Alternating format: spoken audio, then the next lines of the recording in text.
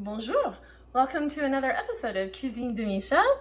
I am Michelle. So today I'm going to be trying a recipe from BettyCrocker.com called Elegant Almond Bars. I've never made these, so I thought I'd give them a shot. I was kind of in the mood for something with an almond flavor. So here in the bowl, I've got the start of the cookie base, which is a half cup of melted butter. And then to that, I'm going to be adding this package of sugar cookie mix.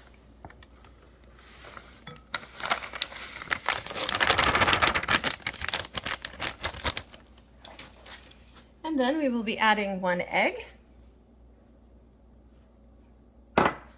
and a half teaspoon of almond extract. So we are to stir all of this together until a soft dough forms.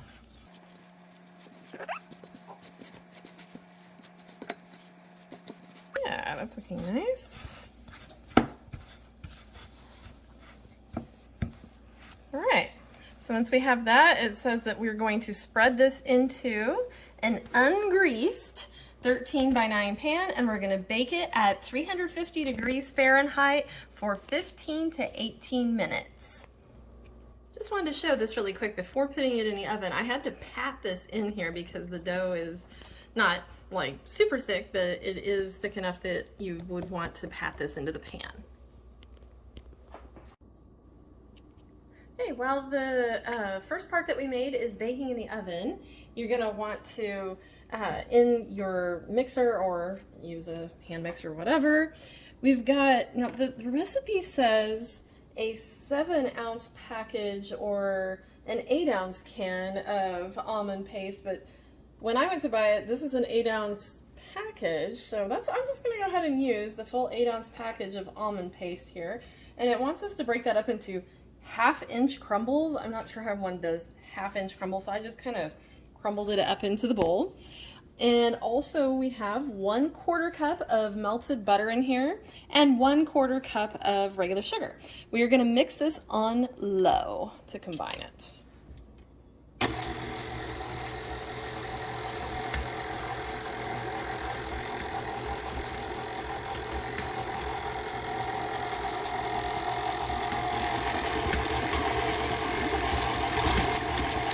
Next, we're going to be adding in 2 eggs. I should say 2 large eggs, I suppose. And we're going to beat that in until this is well blended.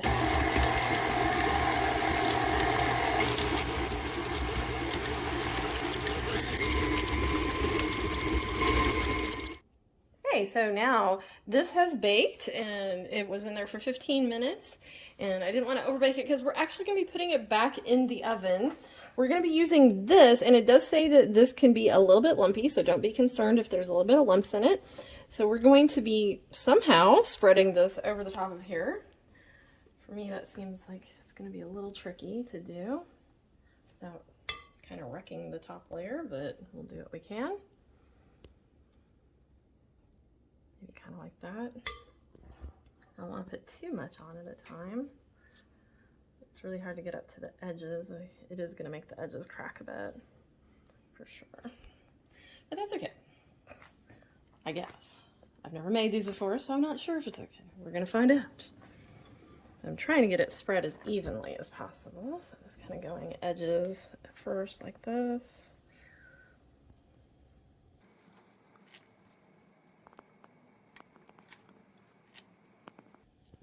Yeah, this is gonna work out. Okay, so now we've spread the mixture here. The next step has us using almonds to spread over it. Now you're supposed to use sliced almonds, but I made the mistake of thinking I had some on hand. I do not, but I do have blanched almonds that were sliced, so I chopped them up, and I'm just gonna spread those over the top, and I think that will be just fine. At least we'll still have that kind of almondy flavor there. There'll be just a slight bit of crunch, but I don't think that's gonna be a big deal. I'm probably not going to use, it said a half cup. I chopped up a half cup, but I don't know that I want to go very thick on this layer. I don't want it to be super crunchy.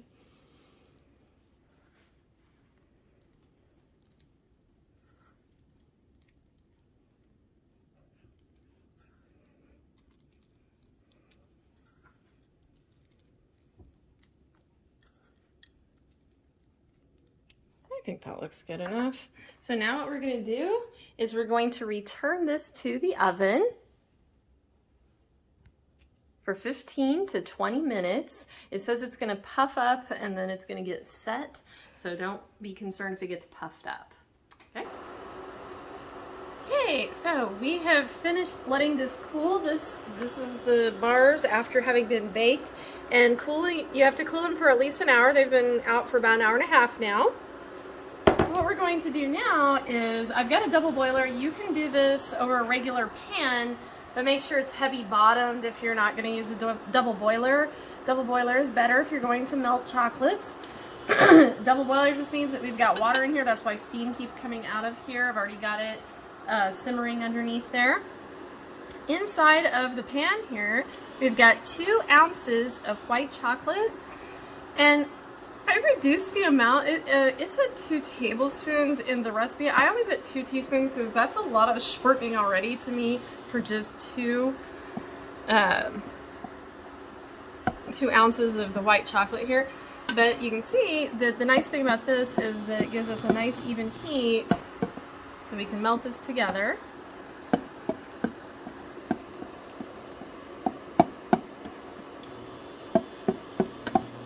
So I'm going to keep stirring this until it's melted, and then we're going to be drizzling it over the pan here.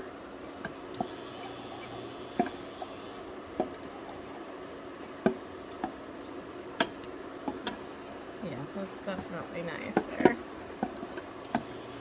Yeah, I can't imagine putting 2 tablespoons. That would be a lot of that. Okay, so that's nice and melted, so we're going to go ahead and turn that off. Careful there, it's really steamy. I'm going to dry that off so that it does not drip.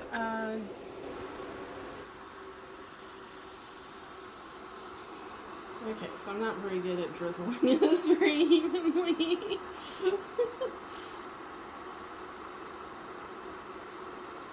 That's what it's supposed to look like, I think. We're supposed to kind of drizzle it here and there and everywhere.